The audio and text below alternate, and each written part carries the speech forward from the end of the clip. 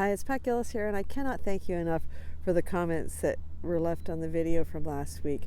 I'll tell you, I have always suspected, but now I'm pretty convinced that people who feel the same way about horses I do, that we're in the majority.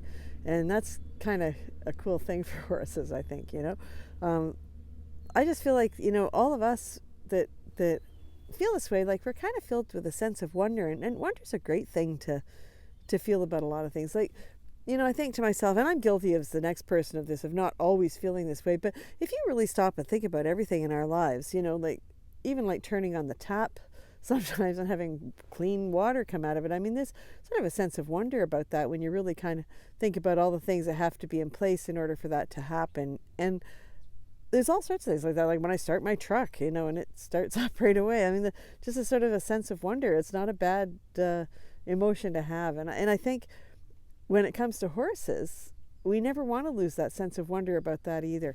Like, I love watching my school horses with complete beginners, and you can watch them trying to figure out what exactly it is these people are trying to say, because everybody, when they first learn to ride, it's like learning a foreign language, and you have a pretty bad accent when you first start. But the horses are really struggling to figure it out, and I think to myself, that's a wondrous thing too when you really think about it.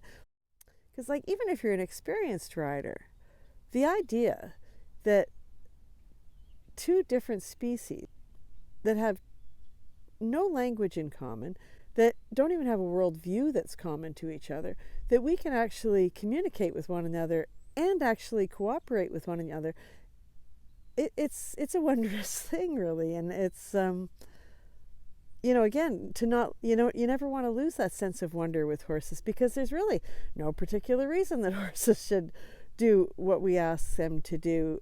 And I think that makes it even more important that we treat them with such respect and never ask them to do things that are sort of outside of their ability to accomplish. I just think they do so much for us anyway, so we want to really sort of always be trying to educate ourselves so that we know what's fair to ask and what's not fair to ask. Anyway, that I just wanted to show just quick shout out to everybody from last week. It really means a lot to me. I just love that we all love horses, and that we're in the majority, and that we can make this world a better place for horses. That's sort of been my the dream I've had all my life, of making the world a better place for horses, and knowing there's a whole army of us out there is really cool. Anyway, thank you so much. Remember to thank your horse, and we'll see you next week. Thanks.